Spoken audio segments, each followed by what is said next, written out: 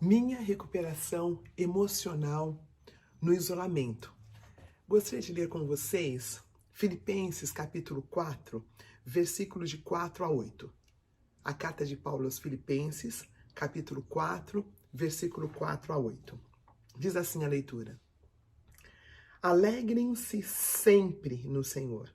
Novamente vos digo, alegrem-se. Seja a amabilidade de vocês conhecida por todos. Perto está o Senhor. Não andem ansiosos por coisa alguma. Não andem ansiosos por coisa alguma, mas em tudo, pela oração e súplica e com ações de graça, apresentem seus pedidos a Deus. E a paz de Deus, que excede todo o entendimento, guardará o coração e a mente de vocês em Cristo Jesus. Finalmente, irmãos, tudo o que for verdadeiro, tudo o que for nobre, tudo o que for correto, tudo o que for puro, tudo o que for amável, tudo o que for de boa fama, se houver algo de excelente ou digno de louvor, pensem nessas coisas. Ponham em prática tudo o que vocês aprenderam, receberam e ouviram e viram em mim. E o Deus da paz estará com vocês. O que nós pensamos gera emoções e as emoções, esses sentimentos, geram ações. Então, o que nós alimentamos a nossa mente vai determinar, de fato, o que nós faremos. Se nessa crise eu alimento a minha mente com notícias apenas negativas, com os fake news que eu recebo no meu WhatsApp, com a mídia apenas, a minha tendência nesse isolamento é de aumentar o meu medo. Porque os pensamentos, eles produzem sentimentos, emoções que me levam a ações. Então, nesse isolamento, enquanto eu não estou saindo para as minhas reuniões sociais, para os meus jogos de futebol, para a minha comunidade, seja lá o que eu fazia, nesse momento que eu estou isolada, os pensamentos, eles vão me levar às emoções que vão me levar a ações. Então, vamos dizer que eu permita que essas informações entrem e dominem meus pensamentos. Então, o medo vai se apoderar de mim. E uma das coisas que eu posso fazer, eu tenho medo de ficar sem alimentação, os meus familiares, as pessoas ao meu redor. Então eu corro no supermercado, eu encho meu carrinho com tudo que eu conseguir, eu esvazio as prateleiras do supermercado e eu vou para minha casa, no caminho de casa, eu passo na farmácia, compro tudo quanto é remédio, inclusive eu vi que tem um remédio que pode ajudar nesse tal desse vírus, então eu também compro tudo que tem e levo para casa. E isso aí acontece? Eu morro. Eu vou morrendo. O medo vai me consumindo, e eu de fato morro com ou sem o vírus. Porque o vírus, ele não é a causa da minha morte, mas o medo é. Esse tempo em que eu estou isolada, eu consigo perceber tantas coisas sobre mim. Esse tempo em que eu não estou saindo, esse tempo em que eu estou mais reclusa, mais reflexiva, eu posso descobrir tantas coisas sobre mim. Por exemplo, se a minha área é controle, vai ser complicado, porque eu não tenho controle da situação. Se a minha área é ira, eu fico muito tensa com tudo que está acontecendo na casa. Teve um depoimento de uma pessoa muito querida, líder de um dos nossos grupos de Celebrando, fora de São Paulo. Ele disse: eu sou professor universitário, eu sempre dei aula e eu me considero um bom professor. Mas agora em casa eu estou descobrindo que os meus filhos não me obedecem como os meus alunos me obedecem. Então está aprendendo uma outra área em que ele não era muito bom. Esse tempo em que nós estamos em solitude tantas áreas de recuperação podem vir. Se a minha área de recuperação é a ansiedade toma conta de mim. Mas eu queria enfatizar que nenhuma das minhas áreas de recuperação está vindo por causa da crise. Elas já estavam em mim. O que a crise fez é só apertou o gatilho e elas estão vindo. E no momento em que eu estou quietinha, em que eu estou em isolamento, essas áreas vêm e elas querem me devorar. Então, algumas sugestões para esse momento em que nós estamos passando, nós como pessoas que querem trabalhar a recuperação. A recuperação, queridos, não é nada mais do que o processo de santificação. Não tem a ver com um programa celebrando recuperação. Tem a ver com o meu processo, aquele no qual Cristo está sendo formado em mim dia a dia. Então, algumas sugestões. Primeiro, se os pensamentos produzem emoções, sentimentos que me levam à ação, então eu preciso ter cuidado com o que eu coloco na minha mente que vai produzir esses pensamentos. Então, eu posso ser mais seletiva com o que eu ouço na mídia. E quando eu ouço, eu posso determinar qual é o horário que eu vou ver as notícias e quais as notícias que eu vou ouvir. Então, eu posso ser mais seletiva nesta área.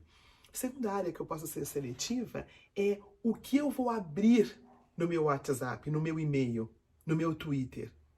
Eu preciso guardar a minha mente nesse período de isolamento. Eu preciso ser sábia, cultivar a serenidade para eu ver o que está saindo de dentro em mim. E a terceira sugestão de ser seletivo tem a ver com eu preciso selecionar quem eu vou ouvir. Quais são os pastores, quais são os líderes, quais são os líderes que eu vou ouvir. No meu caso, eu decidi que as notícias eu vou ouvir à tarde, uma vez por dia. Eu decidi as pessoas de quem eu vou abrir o WhatsApp, porque tem algumas pessoas que só mandam coisas horrorosas. Eu não preciso nesse meu processo de recuperação. E eu selecionei 2 líderes que eu vou ouvir. 2 pessoas coerentes que vão me ajudar a passar por esse processo. Este nosso processo de recuperação, esse nosso processo de isolamento, então, nos leva a algo que eu considero o vestibular do celebrante, que eu considero a sabatina, para quem ainda lembra desse termo. Porque é nesse momento que eu vou conseguir nomear algumas coisas que a princípio eu nem sabia que estava lá dentro. Eu fico pensando, por exemplo, num balde com águas densas, águas sujas. E imagine que eu sempre estou com uma colher de pau mexendo nesse balde. As impurezas, elas vão conseguir se solidificar no fundo desse balde? Se eu estou mexendo o tempo todo? É claro que não. É claro que não. Agora, se eu passo a não mexer nesse balde, as impurezas, elas vão se solidificando no fundo desse balde e eu consigo ver o que está ali. Esse isolamento está providenciando para nós um período em que as nossas questões, que os nossos conteúdos estão se solidificando no fundo. Então, é um período rico. Uma das minhas áreas de recuperação é a ansiedade. Na verdade, deixa eu me apresentar. Eu sou a filha amada de Deus, trabalhando esse ciclo, a questão da ansiedade e a procrastinação. E para alguém que é ansioso, ele gosta sempre de estar fazendo alguma coisa. E de repente, eu não só ouço de 1 ou 2 pessoas, mas eu ouço da nação a importância de eu ficar quietinha, a importância de eu não sair de casa. E para um ansioso, para uma pessoa que é um workaholic, é algo difícil. Então, as coisas que têm aparecido pelo fato de não estar mexendo no balde, os conteúdos que estão aparecendo são de grande importância nesse meu processo. Então, o que eu sugiro para cada um dos celebrantes, para cada uma das pessoas que querem trabalhar a sua recuperação, nomeie, dê nome aos sentimentos. É medo de morrer, é medo de não ter alimentação, é medo de não termos o nosso sustento no fim do ano, no fim do mês, no fim da semana. É o medo daquelas pessoas queridas e amadas, nossos irmãos que estão nas comunidades, que sequer tem água para lavar a mão, que não tem álcool gel. Muitos de nós, se cuidamos de pessoas, ficamos ansiosos. Como nós vamos fazer? Porque nós estamos no conforto de nossa casa. Mas essas pessoas queridas, filhas amadas de Deus, que não têm como se cuidar. Então, essa ansiedade, ela tende a crescer. Então, eu dou um nome. Eu falo, Pai, eu tenho uma questão a trabalhar. Tem a ver com a ansiedade. Porque o Senhor é o dono da prata e do ouro. O Senhor está conosco. Nós lemos o texto, diz que perto está o Senhor. Então eu dou um nome, chama-se ansiedade. Dar o nome à área que eu tenho que trabalhar, nomear, reconhecer, dar o nome. E a terceira parte que eu tenho feito nesse período de isolamento, eu estou reconhecendo, uma vez que eu estou no isolamento, eu tenho aparecido dessas áreas, eu estou conhecendo de novo. Eu estou dando nome, eu estou nomeando. E uma terceira coisa que eu tenho feito, eu tenho partilhado com alguém da minha confiança. No programa do Celebrando, nós chamamos madrinha, mulheres falam com madrinhas e os homens falam com os padrinhos, ou também nós temos prestadores de conta. Mas compartilhar com alguém. Eu preciso falar para uma terceira pessoa que eu estou trabalhando. Esse momento de estarmos isolados não significa que estamos só. Nós só não estamos fisicamente perto do outro, mas o outro está à disposição. O outro, aquele outro que nós escolhemos para caminhar conosco, ele está à disposição e ele estaria pronto para ouvir o que eu preciso confessar. Na verdade, a palavra é confessar. As pessoas têm dito, olha, nós nunca seremos os mesmos depois desta pandemia, depois dessa crise, depois desse vírus. E eu me arrisco a dizer que sim, nós podemos ser exatamente os mesmos depois desse período de isolamento, depois dessa crise. Porque nós só vamos mudar à medida que nós pegarmos esses conteúdos que estão saindo de dentro em nós e trabalharmos os mesmos. Senão, daqui a 100 anos, 50 anos, nós teremos a mesma crise, nós teremos as mesmas questões. Então, a importância de nós reconhecermos que esse período em que estamos isolados, os conteúdos estão vindo, que os pensamentos nos levam a ter sentimentos e nos levam a tomar ações. Reconhecer isto, aproveitar para fazer este vestibular, entendendo o que está dentro em mim, dando nome, reconhecendo, dando nome, partilhando com alguém. E minha última sugestão é o que Paulo fala nessa carta. Ele fala assim,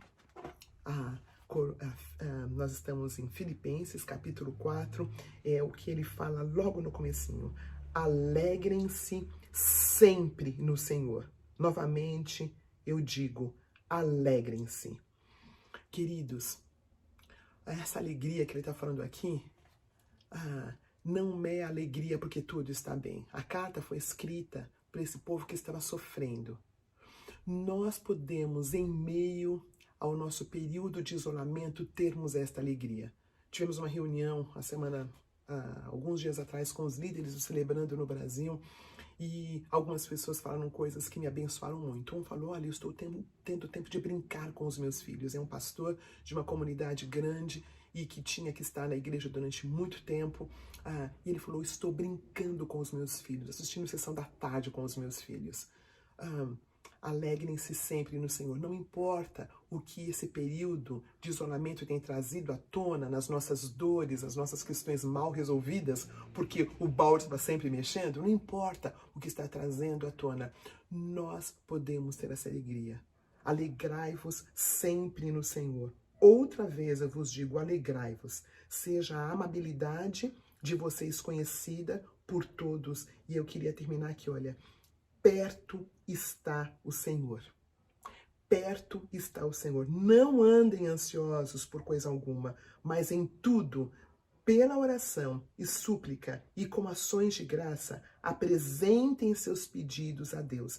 E a paz de Deus, que excede todo entendimento, vai guardar o nosso coração e a nossa mente em Cristo Jesus.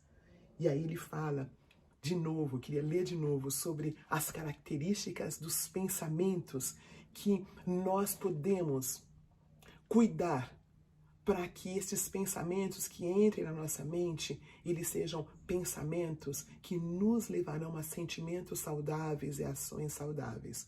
Um dos textos da Palavra de Deus fala assim, levando cativo todo pensamento ao conhecimento de Deus. Então, eu não preciso ficar pensando tudo o que vai passar na minha mente. Eu não preciso cultivar todos os pensamentos que passam na minha mente.